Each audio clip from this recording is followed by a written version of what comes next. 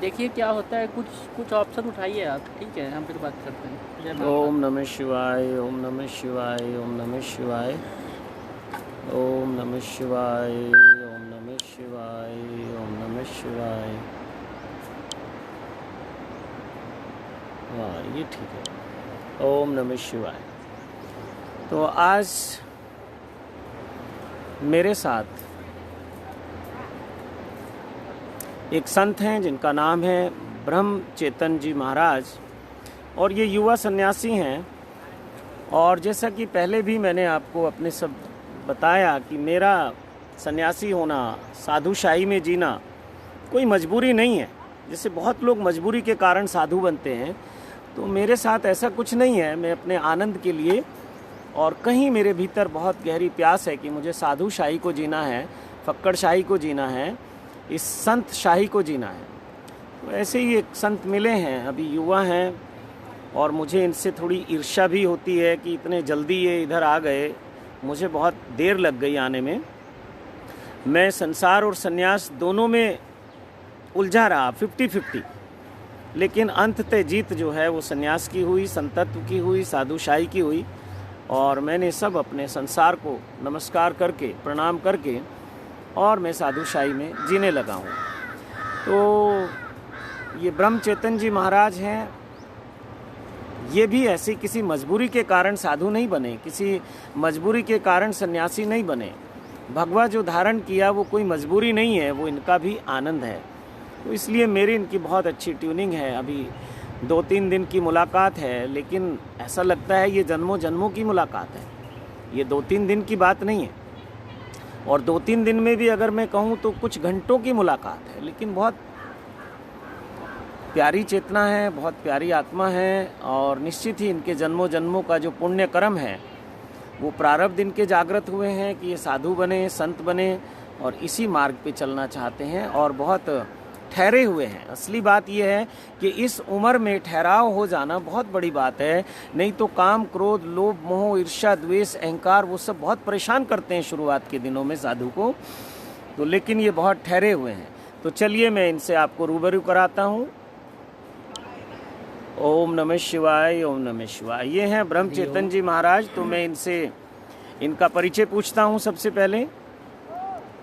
जी महाराज जी, अपने बारे में कुछ बताएं हमारे दर्शकों को, हमारे साधकों को, शिष्यों को। जी देखिए, जो साधु है, साधु कोई मजबूरी से नहीं बनता है, कोई किसी परेशानी, कोई दुर्लभ वजह नहीं होती है, इसका कोई कारण नहीं होता है। अगर कोई बोले इसका कारण होता है, तो कुछ लोग होते हैं जो अपनी मजबूरी को लेके भगवा धारण करते हैं, लेकिन ऐसा नहीं है कि उनके अंदर वैराग्य नहीं पैदा होता। वैराग्य किसी न किसी कष्ट से अवश्य पैदा होता है, लेकिन उसका भी कोई ना कोई उद्देश्य रहता है। तो हम बस इतना ही कहना चाहेंगे, हमारा एक ही उद्देश्य था। हम भी एक संपन्न घर से थे, और हमारा जीवन भी बहुत ही अच्छे से व्यतीत हो रहा था, लेकिन बस कुछ ही अपने ही दुर्लभ वजहों से हमने इस अपने गुरु महाराज के चरणों में जाके कुछ समय रहे, भागवत, लघु सिद्धांत ऐसे ग्रंथों का अध्ययन किया, तो हमें पता चला कि हम जिस ओर जा रहे हैं वो तो एक व्यर्थ जीवन है। हम जिस चीज़ में कोई भी तत्व सोच रहे हैं वो तत्व है ही नहीं। हम एक गाड़ी से चलते हैं, उसमें भी कोई तत्व नहीं है। हमारा ये शरीर है, इसका भी कोई तत्व नहीं है, ये भी यहीं छूटने वाला ही है। ओम अहम ब्रह्मास्मि, जो ब्रह्म है, ओम अपनी जो आत्मा है वो स्वयं, आप देखिए कभी एकांत में बैठते हैं या कुछ भी करते हैं तो अपने मन में कुछ अलग चलता है। हम बात किसी और से कर रहे होते हैं और हमारे मन की जो उत्तेजना होती है वो कहीं अलग चलती है। जब वही उत्तेजना हमारी ओम अहम ब्रह्मास्मि ब्रह्म सच्चिदानंद की प्रति बढ़ने लगती है, तो समझ लो हम बहुत ही करीब जा रहे हैं, हम बहुत ही करीब पहुंच गए हैं। ऐसे ही हमारा जीवन जो हो रहा था वो व्यतीत हो रहा था। फिर धीरे धीरे हम जब इस पे बढ़ते चले गए, इसके विषय में जब अध्ययन, अब देखिए हम सोचते हैं कि हम घर पे रह के भी ऐसा कर सकते हैं, हम घर पे भी ऐसा कर सकते हैं, घर से भी। हमारे अगर ऐसा होता तो गौतम बुद्ध जैसे लोग, जिनके जो एक विशेष राजा थे, उनका जीवन इतना अच्छा, वो अकेले पुत्र होने के बाद भी अपना जीवन एक व्यक्त जीवन व्यतीत किया। उनके पास किसी चीज़ की कमी नहीं थी। और अगर हम सोचें कि घर पे रह के, अपने घर पे रह के हम वो जीवन नहीं व्यतीत कर सकते और वो चीज़ों की प्राप्ति नहीं पा सकते हैं, क्योंकि घर पे रहने से हमारा मन जो होगा वो भटकता रहेगा, हम स्थित नहीं हो पाएंगे, हमारा लोभ बढ़ेगा, काम वासनाएं बढ़ेंगी, हमारी जो व्यक्ति है वो भी बदलती चली जाएगी। और अगर देखा जाए एक हिसाब से तो लोग बोलते हैं आपने अपने माता पिता को छोड़ा, उनका क्या होगा, वो क्या करेंगे। हमने छोड़ा नहीं, वो उनका प्रारब्ध है कि उन्होंने, पता है उनके इस दुनिया में हर किसी को एक समय पे क्षण में छोड़ के जाना ही है। ऐसा कोई नहीं है जो एक जगह स्थित रह सकता है हमेशा। वो उनका बहुत ही, अब हम क्या कहना चाहेंगे कि हमारा बहुत ही नेक था कि हम एक ब्राह्मण घर में संपन्न हुए। जी जी जी जी, हम समझ रहे हैं कि कोई किसी को छोड़ता नहीं है, लेकिन एक समय आता है कि छूट जाता है। तो इसकी वजह से जो, अब देखिए एक छोटा सा उदाहरण है, अगर हम, कोई भी पिता होता है अपने बच्चे से, अगर उसको चाहे स्वार्थ बोलो या उसको कुछ भी बोलिए, उसकी उम्मीद क्या रहती है, इंजीनियर हमारा बेटा होना चाहिए, डॉक्टर होना चाहिए, जॉब करना चाहिए और बड़ा होकर हमारी सेवा करे। लेकिन परमात्मा एक ऐसा है जो इतना अच्छा मनुष्य शरीर दिया, और मनुष्य शरीर देने के बाद भी हम उसके प्रति नहीं भावनाएं रख पाते हैं। अपना जो जीवन का कर्म होता है उसको हम यूं ही व्यर्थ व्यतीत करते हैं। बिल्कुल, इसका कोई सिर्फ इस शरीर का हम दुरुपयोग करें, किसी उपयोग के कार्य में नहीं ला पाते हैं। इसलिए हम बस इतना ही चाहेंगे कि हर किसी को, चाहे वो गृहस्थी हो या वो सन्यासी हो, हर किसी को परमात्मा ध्यान अध्ययन जरूरी करना चाहिए और भगवत गीता जरूरी पढ़नी चाहिए। बहुत अच्छा। चाहे भले ही वो 10 मिनट का समय निकाल के कुछ भी ध्यान करे, उसको जरूर करना चाहिए। क्योंकि देखिए, हमें कोई एक दोस्त अच्छी सी अंगूठी देता है, हम उसको 10 बार याद करते हैं। परमात्मा ने लेकिन इतना अच्छा मनुष्य शरीर दिया, हम उसके लिए क्या एक क्षण नहीं निकाल सकते हैं? बहुत सुंदर। ऐसा जीवन व्यतीत करना व्यर्थ है, ऐसे जीवन का कोई उपयोग नहीं है। बिल्कुल ठीक। और देखिए, भोग, मनुष्य योनि एक ऐसी योनि है जो सिर्फ कर्म योनि है, और बाकी योनि तो भोग योनि है। आप देखिए, जी जी जी जी, आप जैसे कर्म करते हैं जी, वैसा आपको भोग भोगना ही पड़ता है। जी जी जी। अब एक पशु देखिए, ये रास्ते में कुत्ता भटकता है जी, वो भी उसके कर्म है। एक कुत्ता गाड़ी से घूमता है, वो भी उसके कर्म है। बिल्कुल ठीक, बिल्कुल। हमें अपने ही कर्मों पे निर्भर होना चाहिए। बिल्कुल, हम जो कर्म करते हैं उसी से हमें वही अगले पूर्ण जन्मों में हमें उसी की प्रारब्धि होती है। जी जी, ऐसे जीवन व्यतीत करना व्यर्थ है हमारा। हम तो बस यही अपने भक्तों और निवेदन करना चाहेंगे कि कृपया करके ये जीवन व्यर्थ मत व्यतीत करें, इसका जो उपयोग है। अब देखिए, लोग बोलते हैं कि आपकी जो इस समय अवस्था है वो बहुत ही यंग है, जी, आपको ऐसे जीवन नहीं व्यतीत करना चाहिए। जी, लेकिन हम तो ये जानते हैं कि आज के समय में लोग 70 के बाद भी वही जीवन व्यतीत नाती पोतों को खिलाने के चक्कर में पड़े हुए हैं। उनका क्या होना चाहिए? बिल्कुल ठीक। अगर हमारी योनि अभी यंग है तो जो 70 के बाद भी वो कहते हैं अभी हमारी तो जिम्मेदारी बची है, हमारे बच्चे क्या करेंगे, उनका क्या होना चाहिए? जी, उनके विषय में भी सोचना चाहिए ना। और वैसे भी हमारे ग्रंथ, हमारे शास्त्र बोलते हैं हर चीज़ का एक समय होता है। जी, जो समय होता है, हम जब बच्चे होते हैं तो हमारा खेलने का समय होता है, थोड़े बड़े होते हैं हमारा पुस्तकों से खेलने का समय आता है, उसको या पढ़ाई कर लो या खेलना समझ लो। बहुत थोड़े और बड़े होते हैं तो हमारी शादी होती है, तो चाहे उसको बीवी के साथ या किसी के साथ भी, हमें उसको भी खेलने का ही एक समय बोलते हैं। बहुत सुंदर, बहुत। और जब उसके बाद थोड़ा और बड़े हो जाते हैं जी, तो एक ऐसा समय आता है कि जब हमारे, बोलते हैं शास्त्रों में ऐसा लिखा हुआ है कि जब हम थोड़ा बड़े हो जाएं और हमारे लड़के के लड़का हो जाए तो हमें घर को छोड़ देना चाहिए नाती का मुंह देख के। बिल्कुल। नाती पोते का मुंह देखने के बाद घर का त्याग करने काशी जी में जाके सिर्फ भजन करना चाहिए। ऐसा नहीं है काशी जी में मोक्ष मिलती है जी, ऐसे जाके रहने से वहाँ मोक्ष नहीं मिलती है। जी जी, एक भिक्षा का भिक्षुक भोजन लेने के बाद और जो लोगों की करुणा होती है उस भोजन में, जी, उस भोजन को ग्रहण करने के बाद और भजन करना चाहिए वहाँ जाके। ऐसा नहीं है कि हम जाके काशी जी में प्राण हमारे जाएंगे तो हमें मोक्ष की प्राप्ति होगी, ऐसे मोक्ष नहीं प्राप्त होता है। काशी जी में जाने के बाद भिक्षा लेके भोजन करने से ही मोक्ष की प्राप्ति होती है और अवश्य भजन करना चाहिए।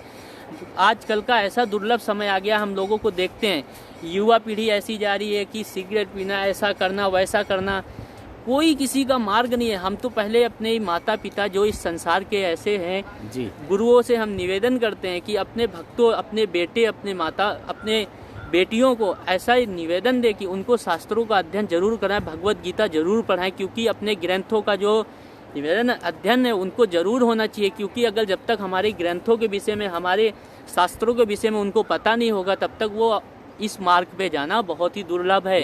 और ऐसे ही आज देखिए ऐसी बीमारी आई, ऐसा हुआ, ऐसे ही अगर चलता रहा तो एक दिन ऐसा आएगा, बहुत ही दुर्लभ समय होगा जी, और इससे बहुत ही दुर्लभ समय व्यतीत होगा जी, और लोग बहुत ही भोग भोगेंगे, इससे बहुत दुष्कर्म हो रहे हैं। हम तो बस यही निवेदन चाहते हैं कि कृपया करके हमारे भक्तों को, महाराज जी जैसे आपने बातों बातों में एक सूत्र दिया है सभी भक्तों को जी, कि जो भिक्षु का जीवन है, ऐसा जैसे आपने कहा कि घर में रह के भी सब हो सकता है, बहुत लोग इस तरह की बातें हमें, आपको, सबको कहते हैं, ज्ञान देते हैं, लेकिन जो भिक्षु जीवन में प्राप्ति हो सकती है अध्यात्म की या उस परम तत्व की, परमात्मा की, आत्म तत्व की, वो शायद घर गृहस्थी में रह के मुझे लगता नहीं होती। नहीं तो भगवान बुद्ध घर नहीं छोड़ते, इतने मूर्ख नहीं थे वो। और दूसरा जो आपने एक और बात कही कि जो भिक्षु के जो भिक्षा है, जो भिक्षु एक भोजन ग्रहण करता है, भिक्षा के लिए जाता है, तो भिक्षा कितने पवित्र भाव से आप लोग देते हैं।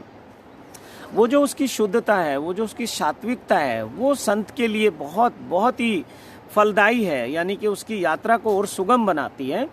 और जो गृहस्थ में रह के और संसार में रह के जो भोजन प्राप्त होता है, मुझे लगता है कि जब आप उसी भोजन को एक संत को देते हैं तो सात्विक भोजन बन जाता है, और जब हम उसी को घर में गृहस्थी में रह के करते हैं तो तामसिक और राजसिक भोजन होता है। तो हमें उस परमात्मा की यात्रा पे जाने के लिए निश्चित ही एक सत्व तत्व की जो हमारे भीतर मात्रा है वो बढ़नी चाहिए। तो महाराज जी मैं आपसे जानना चाहूँगा कि आपकी जो सांसारिक शिक्षा है, स्कूल कॉलेज की जो पढ़ाई है, वो कहाँ तक हुई है, अगर आप बताना चाहें, और नहीं इसको बताना चाहें तो कोई आवश्यक नहीं है। साधु को कभी भी मजबूर नहीं किया जा सकता है कुछ पूछने के लिए, ये उसकी मौज है, वो चाहे तो शेयर करे और चाहे तो ना करे। जी, हम लखनऊ यूनिवर्सिटी में पढ़ाई कर रहे थे, तो हमारा फर्स्ट ईयर चल रहा था। हमने फर्स्ट ईयर से पढ़ाई छोड़ दी थी क्योंकि हम अपने घर में सबसे ही छोटे थे, और दूसरी बात हमारे जो विचार थे वो इस समय धार्मिक जीवन पे नहीं थे जी। हमारे धार्मिक जीवन पे तब आए जब हमें सारी सुविधाएं मिलना हमारे घर से ख़त्म हुई जी। तो हम अपने गुरुजी के पास जाके रहना चालू हुए, तो वहाँ से हमें पता चला कि हमारा धर्म क्या है जी, हमारे शास्त्र क्या हैं, हमें जीवन कौन सा व्यतीत करना चाहिए। और सबसे बड़ी बात हम ये भिक्षा की बात कहेंगे। देखिए जी, वैराग्य से वो ज्ञान प्राप्त होता है जो ज्ञान सांसारिक ज्ञान नहीं है, वो डॉक्टर बनने, इंजीनियर बनने का वो ज्ञान नहीं प्राप्त होता है। वैराग्य से अपने शास्त्र, अपना धर्म क्या है उसका ज्ञान की प्राप्ति होती है जी। वैराग्य से कोई डॉक्टर इंजीनियर नहीं बनता है। ऐसा भी कह सकते हैं कि जो तत्व है जिसको हम कहते हैं ईश्वरीय तत्व, वो ब्रह्म जो है एक तत्व है, तो वैराग्य में ही उसकी प्राप्ति होती है, वैराग्य में ही उसकी प्राप्ति होती है। और जो बोलते हैं कि मोक्ष ऐसे मोक्ष नहीं मिलती है। गंगा जी में जाके अगर बोलते हैं कि गंगा जी के जाके हमने अर्थी समर्थन किया, ये किया, वो किया, इससे हमें मोक्ष की प्राप्ति होती है, इससे मोक्ष की प्राप्ति नहीं होती है। मोक्ष की प्राप्ति तभी प्राप्त होती है जब तक हमारा हर समय का एक गृहस्थी जीवन का भी एक समय है, उसके लिए भी हमें परमात्मा के लिए दिया गया हुआ है और हमें उसी पे ही चलना चाहिए। युवा पीढ़ी से देखिए, हमारा तो कर्म ही वही हो जाता है, हमारा तो संत जीवन है, हमारा तो वही कर्म है। हमें तो मनुष्य जीवन का एक एक क्षण, एक एक सेकंड इतना कीमती है, उसको व्यर्थ गंवाना मूर्खता है। जो मूर्ख होते हैं ना, वो मनुष्य जीवन का एक एक क्षण व्यर्थ गंवाते हैं जी। अब देखिए, पशु बोल नहीं सकता, उसको तो यही मालूम है खाना है, सोना है, पढ़ना है। बिल्कुल ठीक है महाराज। लेकिन हमारा मनुष्य जीवन है, हमें तो पता है ना कि हमें क्या करना चाहिए, क्या नहीं। हमें मुक्ति का बार बार ये समय नहीं आने वाला है। जी, हम बस इतना ही कहना चाहेंगे कि ये जो मनुष्य शरीर मिला है इसका दुरुपयोग मत करें आप जिस चीज़ों में उपयोग करते हैं। और सबसे पहली बात हम ये कहना चाहेंगे अपने हिंदू भाइयों से कि आजकल की जो सोशल मीडिया ऐसी जगहों पे ये वीडियो जो वायरल कर रहे हैं जी कि किसी हिंदू की लड़की ने मुसलमान के लड़के से शादी की या किसी ने ऐसा किया जी, हम इसके विषय में सख्त कहना चाहेंगे जी कि ऐसी वीडियो को मत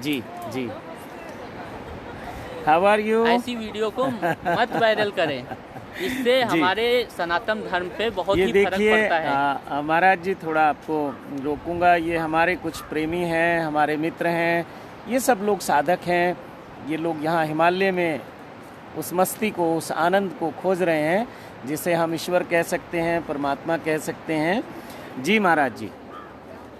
तो बस हम यही कहना चाहेंगे कि ऐसी वीडियो को मत वायरल करें। जी, इससे हमारे हिंदू सनातन धर्म में बहुत फर्क पड़ता है और हमारा हिंदुत्व तत्व बहुत ही नीचे झुकता है। जी, इसलिए हम हाथ जोड़ के निवेदन करेंगे, ऐसा मत करें। जी। तो महाराज जी, इस चर्चा में एक बात, बहुत ही अद्भुत बात समझ में आई जो आपने संदेश दिया। शायद हमारे जो दर्शक हैं वो इस बात को पकड़ नहीं पाए होंगे। जैसे हमारे यहाँ जो एक परंपरा है कि 25 साल, अब तो खैर 25 साल का जीवन नहीं, 100 साल का जीवन नहीं है, लेकिन 100 साल को 4 भागों में बांटा गया था कि बचपन हमारा गुरुकुल में बीतता है, गुरु के पास, गुरु हमें संस्कार देते हैं, और फिर 25 साल हमारा गृहस्थ के लिए होता है, गृहस्थ जीवन, और फिर 25 साल हमारा वानप्रस्थ, और फिर 25 साल हमारा संन्यास। तो इसको कैसे भी देख लें, आज के मनुष्य की जो आयु है उसको 80 माने तो 20-20 साल हो गया। लेकिन आपके जीवन में ये बहुत अद्भुत घटा कि आपने गृहस्थ और वानप्रस्थ की छलांग लग गई। सीधे आप जो हैं, एक तरह से गुरुकुल कहिए, माता पिता ही वहाँ गुरु रहते हैं। अब घर गृहस्थियों में जो बच्चे जन्म लेते हैं तो माता पिता ही गुरु हैं, फिर स्कूल कॉलेज के शिक्षक गुरु हैं। तो लगभग आपका तो बहुत अद्भुत है ये जीवन। आप तो बहुत सौभाग्यशाली हैं कि बिल्कुल गुरुकुल से और सीधे आप संन्यास में आ गए। तो इसे आप कैसे देखते हैं? क्या आपको कभी ऐसा लगता है, क्या आपको ऐसा लगता है कि हम भी गृहस्थी होते, हम भी शादी विवाह करते, हमारा भी परिवार होता, और फिर हम भी धीरे धीरे इस प्रक्रिया से बाहर आते? तो सीधे छलांग लग जाने को आप कैसा देखते हैं? सीधे गुरुकुल से और सन्यासी हो गए, ये बहुत अद्भुत हुआ आपके जीवन में। हम तो बस यही कहना चाहेंगे, ऐसा एक ज्ञानी को ऐसा सोचना मूर्खता कहते हैं जी, कि हमें गृहस्थी जीवन में रहना चाहिए था जी, और हमें ऐसा करना चाहिए था, हमें बंगलों में सोना चाहिए था, गद्दा होना चाहिए, एसी होना चाहिए। ऐसा एक मूर्खता है। ये संसार, इसमें कोई चैतन्य नहीं है जी, ये एक जड़ है जी। चैतन्य जो तत्व है वो महम ब्रह्मास्मि ब्रह्म सच्चिदानंद की मोहरी सत्य है, जो हमारे अंदर आत्मा में प्रभृति है। बहुत सुंदर। हम जिस चीज़ को चैतन्य समझते हैं, ये बिल्डिंग कब तक चैतन्य है? जब तक ब्रह्म सच्चिदानंद की मोहर लगी हुई है। जिस दिन वो हट जाती है उस दिन वो बिल्डिंग व्यर्थ है। ये जीवन में जब तक ब्रह्म सच्चिदानंद की मोहर लगी हुई है तब तक ये सत्य खड़ा है। जिस दिन ये मोहर निकल गई, उसको या आत्मा कह लो या मोहर कर लो, ये शरीर ऐसे गिर जाएगा। और रही, लोग बोलते हैं कि आपके माता पिता इतना प्रेम करते हैं, ये करते हैं। हम ये जानते हैं कोई किसी से प्रेम नहीं। अभी ये आत्मा निकल जाए जी, तो खुद ही वो घर वाले बोलते हैं कि इस शरीर जल्दी ले चलो, नहीं टाइम हो रहा है। बिल्कुल, शरीर तो वही बचता है ना, शरीर तो वही है। बिल्कुल बिल्कुल, सब कुछ वही। ये तो नहीं बोलते नहीं अरे अभी तो रहने दो, अभी तो कोई दिक्कत नहीं है। बिल्कुल बिल्कुल। तो जो वो महम ब्रह्मास्मि ब्रह्म सच्चिदानंद का जो तत्व है इसके अंदर आत्मा ही है। ये शरीर तो यहीं का दिया हुआ है और ये यहीं पे ही रहना है। ये तो एक मिट्टी है जी, हम जिसमें तत्व समझते हैं। अब देखिए, हमारा हाथ कटता है तो हमें कितनी तकलीफ होती है जी। आपका हाथ है, आप बोल दो दर्द ना हो जी, बिल्कुल। हाथ तो अपना ही होता है, हम बोल दे हमारे हाथ में दर्द ना हो, कट गया है जी। तक जय श्री राम का नाम तो ले ही सकते हैं, क्योंकि वो समय तो वेस्ट ही गवाते हैं। स्नान किया, ये व्यर्थ कंघा मारा, उतने खन तक तो वो नाम ले ही सकते हैं। परमात्मा का ये कलयुग है, यहाँ परमात्मा का नाम लेने से भी मुक्ति का मार्ग है। इसलिए हम रिक्वेस्ट करना और यही गुजारिश करना चाहेंगे अपने भक्तों से, कृपया करके वो परमात्मा के लिए 10 मिनट जरूर ही निकालें। परमात्मा के लिए ओम अहम ब्रह्मास्मि ब्रह्म सच्चिदानंद। बहुत सुंदर, बहुत सुंदर, बहुत ही अच्छा आपने ज्ञान दिया।